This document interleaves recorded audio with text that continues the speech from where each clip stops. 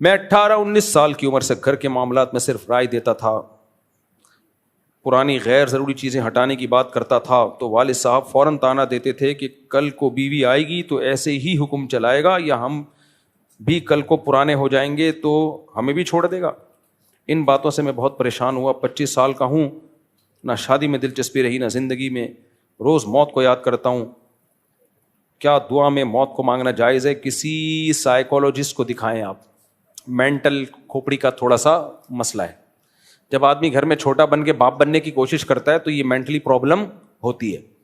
آپ کو چاہیے تھا ایک دفعہ ابا اماں کو بول دیتے ابو پرانی چیزیں فرنیچر نکال دیا کرو، بس کافی تھا، اس کے بعد چپ ہو جاتے، لائف کو انجوائے کرتے۔ آپ تھوڑی گھر کے سربراہ ہو، گھر کے سربراہ کون ہے؟ آپ کے ابا ہیں۔ تو جب آدمی اپنی اوقات سے باہر آتا ہے نا، بھائی تم کون ہوتے آرڈر چلانے والے گھر میں؟ ایک دفعہ اپنی رائے دے دو، ہو جائے عمل ٹھیک ہے، نہیں ہو تو چھوڑ دو بس۔ لیکن بہرحال اب آپ کی سیٹنگ تھوڑی سی آؤٹ ہو گئی ہے، ابھی شادی کر لیں ورنہ اتنی آؤٹ ہو جائے گی کہ کوئی رشتہ ہی نہیں دے گا، فوراً کر لیں شادی۔